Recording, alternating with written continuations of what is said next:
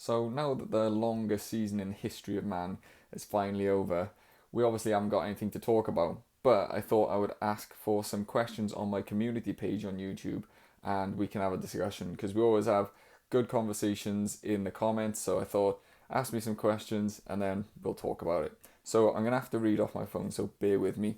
But the first one is from Richard Dries and he's basically talking about the Australia tour.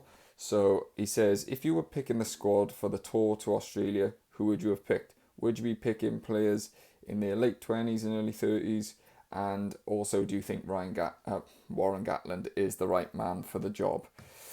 Um, Probably, I'll start with this first, the last bit. Probably Gatland is still maybe the best man for now, just because all of the best coaches have been really snapped up at the beginning of the World Cup cycle. We obviously went a whole season into the new World Cup cycle. There isn't that many coaches available. So for now, I think he's built up enough grace, although I've given him a lot of criticism over this last few weeks with the summer tour. I think he's built up enough grace from us Welsh fans and the public to give him an opportunity to just follow through with whatever plan he seems to have. But that is not to say that he is unsackable, because I think if we have an autumn where we don't win games and then a Six Nations where we have the same thing, then my tune will definitely be changing. So there's that one. But as for the Australia tour, I think he basically picked the best team he could have, more or less. Unfortunately, he picked a few players. The Corey Hill one is the obvious one, and there was a few eyebrows raised about that. And we did have an injury crisis in that position, which is understandable why he sort of dipped into someone who is a bit more obscure. The issue for me is when you have a player like James Ratty, who's had a brilliant season for the Ospreys, was actually, I think he was voted player of the season from the players there because of his consistency and what he offered. You start to think, well, why are you going to the fourth division of Japan when you've got a good player just based in Wales who's obviously keen for an opportunity? So that would have been my other thing. The only other two really that I probably would have brought into the squad it would have been Sam Parry, and I know he was in the initial squad, but I would have wanted him to be coming on the main tour with me. It's definitely fighting for an opportunity, and I know this was before Elliot D got injured, so you have to hindsight as well. But when you take it down to brass tacks, in the second game, and I'm not blaming Evan Lloyd, it was the crucial time where Wales were just hanging on to the game, and there was a couple of lineouts that went amiss, and you can't say for certain, obviously, especially with the Welsh lineup, but you have to say Sam Parry's pretty, solid 7 out of 10 constantly every game, and you would expect him to nail those ones. The only other one would be Nicky Smith. To be honest, I've never been a massive fan of his. I feel he's a bit hot and cold, and I don't ever think that he's done something particular for Wales. But for the Ospreys, you can't argue with there's not been a probably more destructive scrummager in Wales. One of the most destructive scrummagers in the league. Granted, he does give away the occasional penalty at scrum time for maybe pushing the rules a little bit too far. But when you consider where our scrum has been, I think having that experience is a no-brainer. And I understand you have to bring players through, and especially now he's going to Leicester. But that would have been my other one. So I basically would have gone with largely the same squad that he did. Maybe you could have looked at Dan Edwards, but he's a bit young. So that is probably what I've done. So thanks for the question, Richard. The next one sort of follows on a little bit from that one, and it's from, I think this is how you say it, Gito Bedwer. Apologies if I messed that up. So he says, for the autumn games, do you think we should continue with youngsters who've impressed over the summer or bring in a few experienced test players? And then he says a little bit more, and then he says, if so, who would you drop? And basically, would you try to carry on developing, or would you chase the win? So me personally, I would be chasing the win. I've said this in even in the Australia tours and stuff like that. I think that we should have just been going, although we were experimenting with certain players. I don't think he should have played Grady in the at 12. I don't think he probably should have played Ben Thomas at 10. But although Ben Thomas did have a really good 2 games, to be fair. There's a couple of players I would bring in. Obviously, the no-brainer is Anscombe if he's fit, which is of course always questionable. If he's a no-brainer for me. He comes straight in and he starts. If he's getting game time at Gloucester, even if he's coming off the bench, to me, just bring him straight in. And I think he'll improve the team and he'll help the young outside halves that we are trying to develop. Definitely take the pressure off them. They can see how a player who's been around the block and done it, and won games in big situations does it. And I think that would help the squad, give us surely a lift when you have a player of that calibre coming in. Obviously, Adams will come back to the one wing. It's been a bit of a lottery who's been on the wing. We've had Liam Williams, Hathaway, and obviously Regan Grace, who's actually in a little bit of a nothing game. He really acquitted himself really well. He got his try, but defensively he was very impressive. So I'm looking forward to seeing him develop, and I really hope he gets opportunities at Bath. But I would bring Adams back in another year. He's had a summer off where he's rested. Hopefully, got rid of all those niggles and injuries that he's had over the last season, and he's back fit. Rowlands obviously comes back in now. He's been rested, no brainer again. Thomas Williams if he's fit. Although Ellis Bevan has been superb. Same for Elliot D, straight to the bench if he's available. And then you come to players like Sheedy. If Sheedy is getting meaningful game time at Cardiff, which you would imagine he will be, although it's not going to be a straight he's coming in and De Beer is going to be out, because De Beer has been pretty good for Cardiff this season and seems like he's a bit of a favourite of Sherratt. If he's available, you definitely want him in the squad, and again it increases that experience at that position. And also I would want to have a look at Ben Thomas at 12, not at 10. So I'm not sure if that's something the Gatland is looking to do, but if that was the case, I would want to see those players come in, and it would really increase the experience. And hopefully now with these young players who've gained experience in the summer and stuff, these veterans like Anscombe, Adams and Rowlands coming back in, you'd expect Beard to come back in as well. It's definitely going to increase the standard of the squad and stuff like that. Whether it's enough to get us over the line in these 3 tough test matches in the autumn, I don't know. But there's a lot of experience to potentially come back in the autumn. So I would be chasing the win, out and out win all 3 games. I wouldn't be at any point trying to develop tests, trying people in positions that are not their positions. Everyone's in their best position. We're putting the strongest team out for the 3 games. So we don't have that 4th game that we usually have, and that would be the development one. So just go for the win. We're so desperate. Nobody wants to break that record of the most losses in the history in a row. So a victory is necessary, certainly. So thank you both for those questions. So moving on, James Johnson, he says, did you ever play rugby?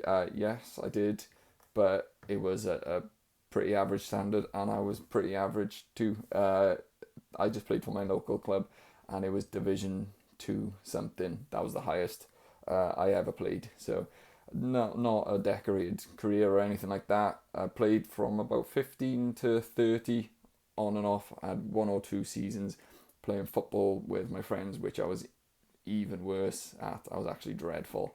Ended up going back to rugby. And then I stopped when COVID happened, and I never went back after that. So that was the extent of my rugby career. Nothing to write home about, certainly.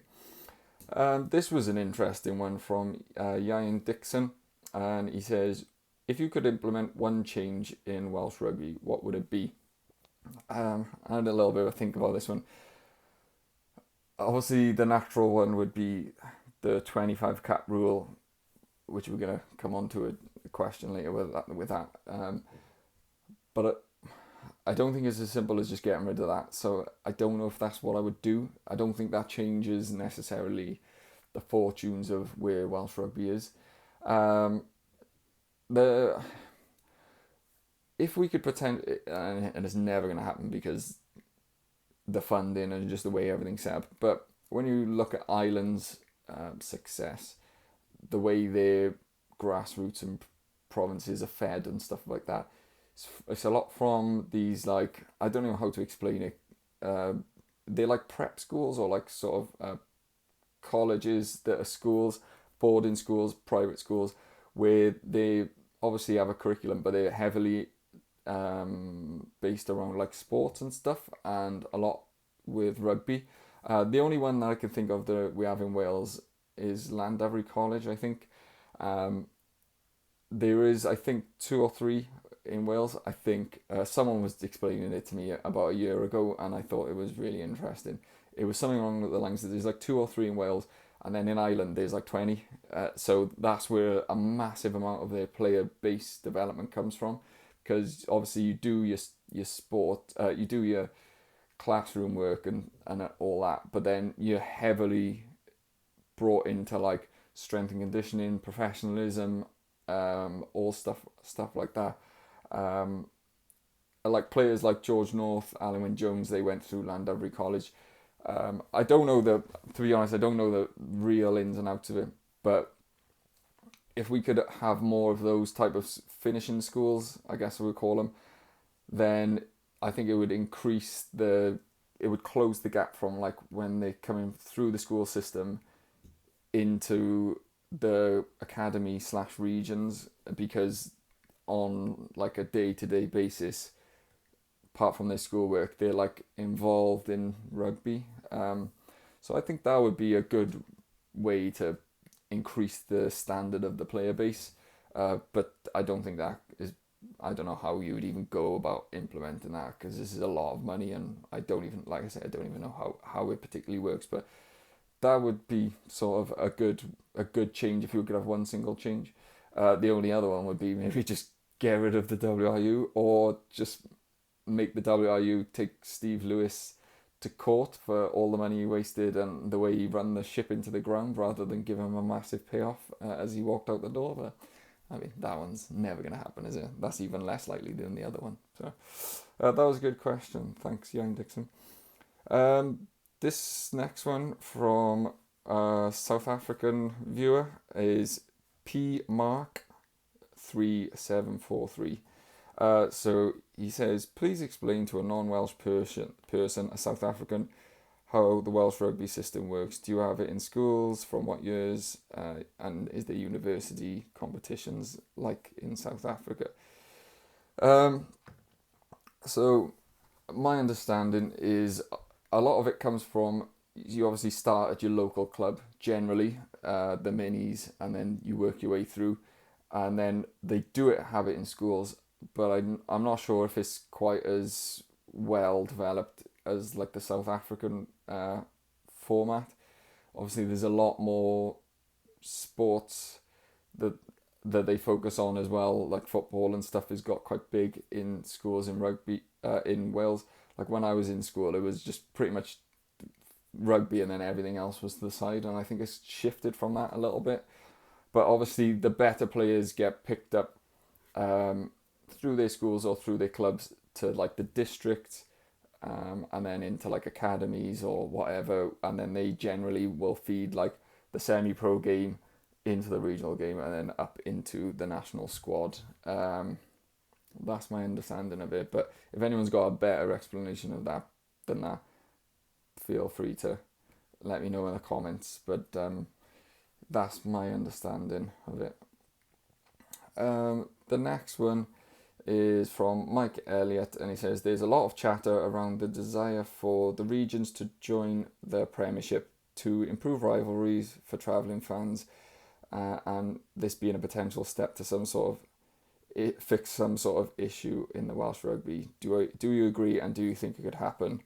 Personally, I don't think the English teams and public would be interested in it, but I think it would help us over competing in the URC, and I agree with that. I think it would help us over competing in the URC. The URC, as good of a competition as it is, and the standard, especially since the South African teams have come in, is really high. The level of competition, when you've got like the world champions having, a lot of their players in games, certainly improved the quality. But unfortunately, because of where we are in our current standings in world rugby, everyone's carried on and we've sort of regressed, so it's made it difficult for us to compete. Also, when the Welsh rugby, and really rugby in general, is strapped for cash, the amount of travelling makes it difficult to sort of financially viable. And also for the fans, for travelling fans, like not many travelling fans go to, maybe necessarily go to South Africa or to Italy or even to Ireland and Scotland. It's a long way to go. It's like a planned trip. Whereas the Premiership, you can hop in your car and you could be in Bath in like an hour and a half from, Cardiff or whatever.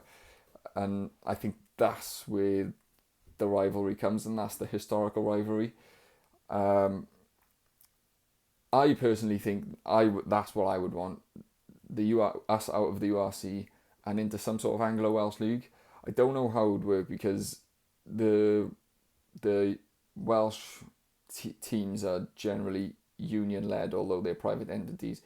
But I think the English Premiership is like led by the clubs, and England pay the clubs to take the players for international duty. So I don't know how they would sort of balance that up. But I think that would certainly work. And I know it's a sort of a game in isolation or games in isolation, but when you look at the Harlequins and the Bath games in Cardiff, they were packed. Like, it was a sellout in both games, and both games were really exciting as well, although Harlequins were Cardiff. But when you think of it that way, I think that would be a great way to make some money, and it would inject a bit of excitement. You ignite these old rivalries. I mean, you can imagine how packed Rodney Parade would be if Bristol Bears were coming over. Like, that's, considering it's two countries, as such a local derby, like a local rivalry. And it certainly would help both leagues and both the unions, the regions and the clubs in England, because they're gonna get, no doubt, an increase in revenue and stuff like that. And historically, I would have said there's not really any desire from English clubs for this one, but I think with the fact that the three clubs went bust last year, Worcester, London Wasps, and London Irish, not London Wasps, I think that opens up an opportunity, because every team is obviously 3 games down now, or 2 games down, 3 games down, and they obviously have to fill that need for fixtures. You lose the gate revenue, you lose TV revenue, because there's a lot less games over the season now that you can sell to a broadcaster.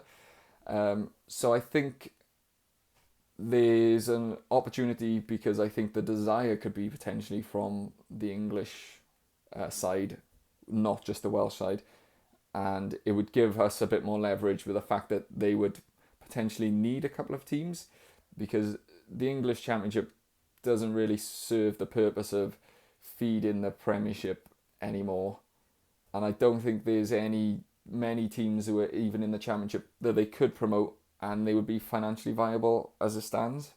So, and obviously the regions could be, and you would reduce all that travel cost and the travel time, and just there'd be more week in, week out, more.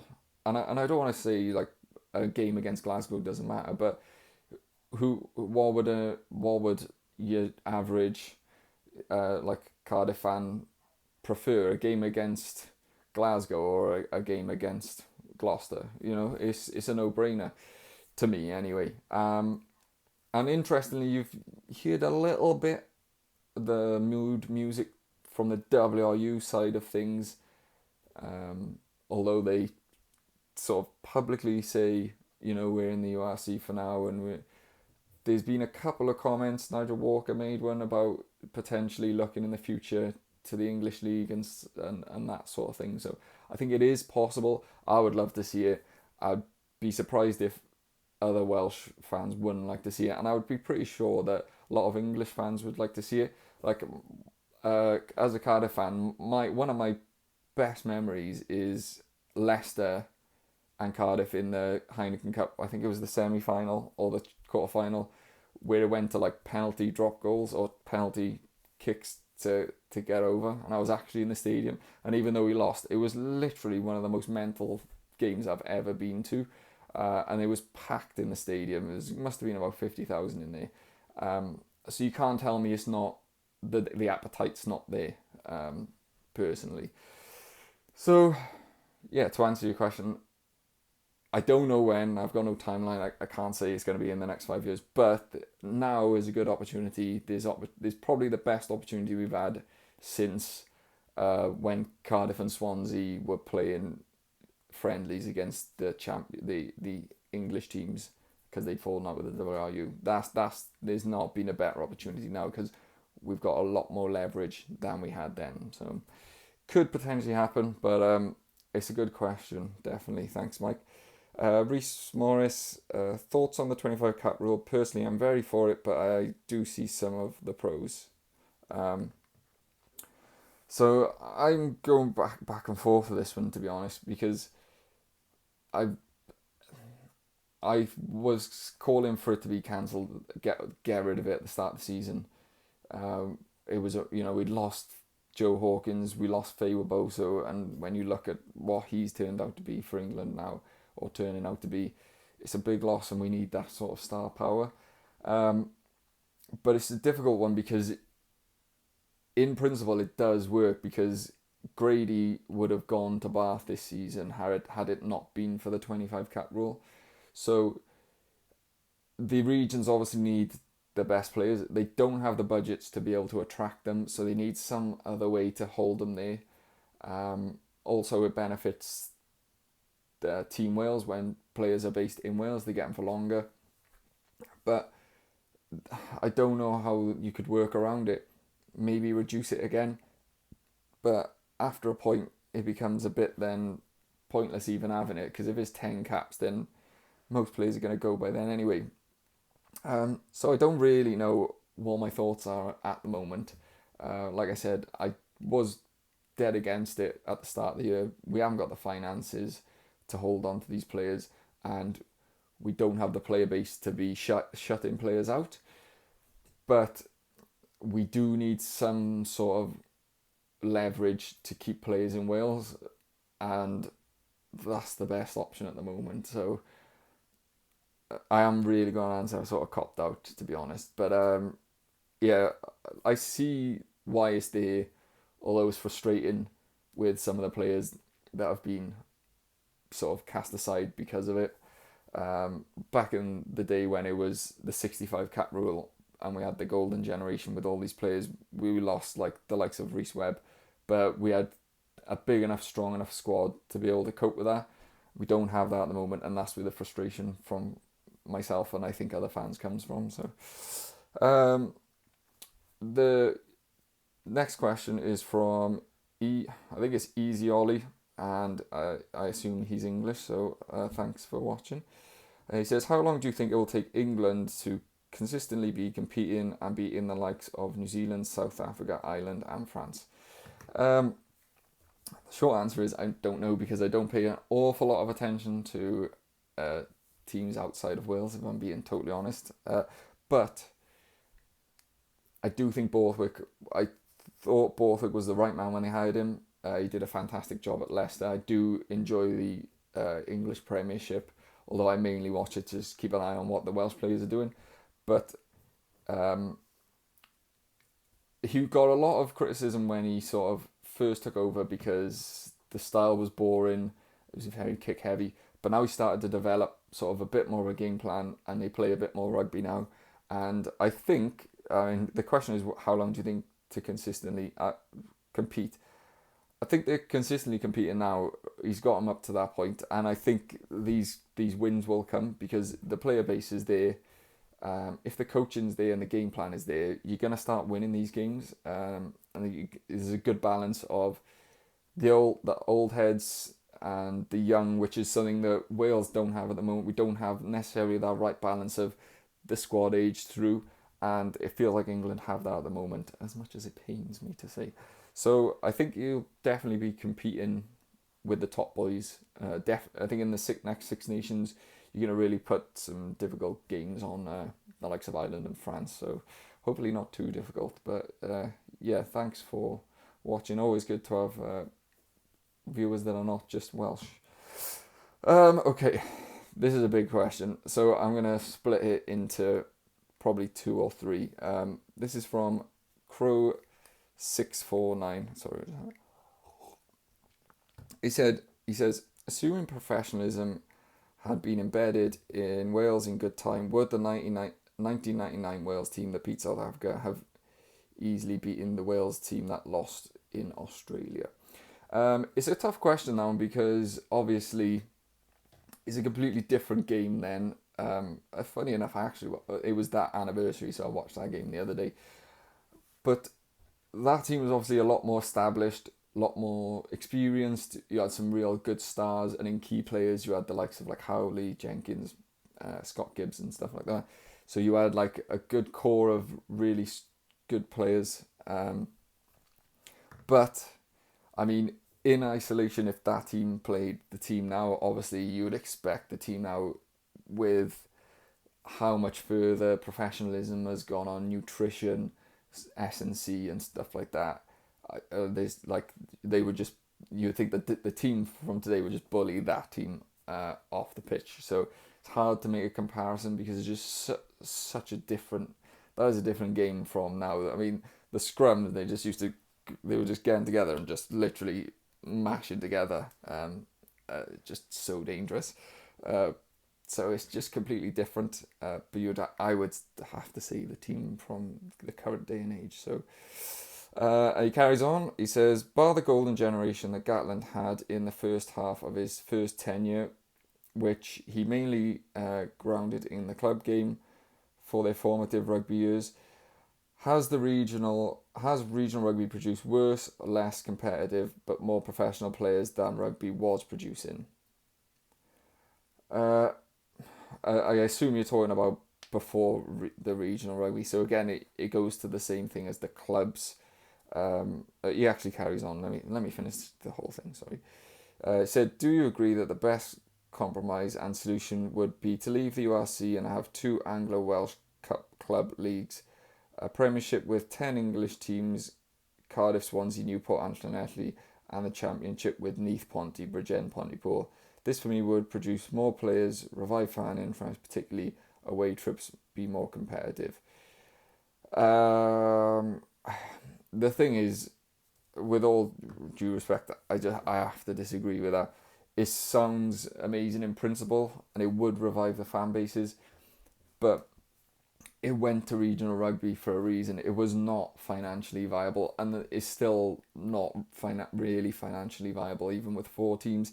If you're going to split that and then make it into like 8 teams, there's just no way it would work financially. It was just impossible. So I don't think that is a possibility. As for did the golden generation, as regional rugby produce better players, etc., I think you'd have to say yes, really, because you look at from the 80s through to basically the early 2000s, just barren for Wales. There was no real success. Obviously, Henry had his moments, and then Hansen was a lot of groundwork for the likes of Ruddock to come in, but a lot of that was obviously again rooted in the game becoming regional, players developing more in more competitive sides. With the smaller squad sizes, it obviously increases the level of training because you're having a lot better players all in the same place, Obviously, if you then make it to 8 teams, you're going to be spreading all these players out. So I think, well, the regions have not been perfect. I guess you could say they've worked 2 Grand Slams and a couple of championships. Would say that it's been fairly successful. So, yeah, it's not perfect, obviously, and it does ostracize certain fan bases, which is not good. I mean, with the loss of the Celtic Warriors, you lost basically all of the Valleys, which is just an absolute travesty. Um, but it's just that was all they could do at the time with money, and like I said, the money issues are still going on. It's not changed even to this day. So, um, we're coming to the end now. Where we got the Op asks, there has to be a way Joe Hawkins can play for Wales. I know under the current outdated rules this is not possible. What would you do to change this? There has to be a way. There has to be a way. I agree. I think the problem is the only way now they've backed themselves into a corner. The only way now is if he comes back to Wales, or they abolish the 25 cap rule. I think there's a lot of appetite for that, and it could potentially happen, but I don't know. Where they should have made a specific concession for Joe Hawkins was right when he left, and the rules changed, and he was going to be deemed not eligible to play for Wales. They needed to just nip it in the bud then and say, look, he was in a academy contract. He didn't know what was going to happen with the regional funding, when he was going to get a contract, and he basically had to make the choice of leaving Wales so he could just guarantee his future and a good contract in rugby. And then he could say, for those reasons, we're going to grant him the ability to be selected, but maybe once his contract is up, he has to re-sign for a region or something like that. That would have been the way to get around it. They could have used the World Cup. It's a special circumstances. It's the year of the World Cup. We don't want one of our youngest bright talents to be left out and penalised because of blah blah blah blah blah. That's how they could have got around it. We've seen him make concessions in the past. Apparently Jared Evans has got a concession where he can play, not that Gatland's going to pick him, but apparently he has. So that would have been the way they got around it. They didn't do that, unfortunately, and now I think the only way is if he comes back to Wales, and if he or if they get rid of the 25 cap rule. Other than that, I just don't see a way where they can't now all of a sudden go, oh, we made a mistake over a year ago, and this is what we're going to do to rectify it. Although it would be very useful. There's a lot of good young centres in Wales at the moment, so there's less of a need now than there was in the past, although I would absolutely love him because I think he's absolutely quality, could be world class in my opinion. And the final question, who are Wales's brightest young stars? And that was Tom Brooks, thanks Tom. I didn't want to go too obvious with like Morgan Morse, because I did pick him at the beginning of last season, humble brag, to have a good, to break through this year. But there is quite a few youngsters I'm looking forward to seeing this season coming up now. What I've spoken about previously is James Fender at the Ospreys. I think he's going to be certainly high-capped international. Had it not been for injury, he would have definitely been in the South Africa team just gone, and probably on the summer tour. Maybe that would have been Corey Hill not on the team. Who knows? But he got injured, unfortunately. There's a lot of good young second rows like Carter, Teddy Williams. A lot of young good second rows coming through at the moment, which is exciting. But I think he is a little bit a cream of the crop above them. He's one of those players where, in like a position like second row, they tend to be workhorses. Don't necessarily notice them. They just do all the hard work. but he does that and has moments where you notice big game moments like ripping the ball in contact out of opposition's hands and just things like that. And I think he's going to be a really good player. In my potential Lion, I think that's the ceiling I think he's got. Not to put too much pressure on him, but that's how good I think he can be. Then at the Scarlets, I'd be interested to see Archie Hughes this year. He's going to get more game time now with Kieran Hardy leaving and Father Time slowly catching up to Gareth Davis. We saw him once or twice last year, and then he didn't really get that many opportunities as the season wore on. But he's a little bit undersized, but he's got really lovely service, and I'd like to see him now. Hopefully, Scarlets have made quite a few shrewd, decent signings in the pack, and I'm hoping they'll give him a bit more of a platform, and they can give him a bit more of a, not an armchair, but a bit of an easier ride, and then we can see some development from him. So excited to keep an eye on him. For Cardiff, I would say Jacob Beetham is obviously, he was called up to the Wales squad just now, but he's got a very high ceiling as well. He's got a big frame, plays multiple positions. Fullback is his main one, but played age grade outside half. And there's a lot of talk of him potentially being a 12. He's got that size and that footballing ability.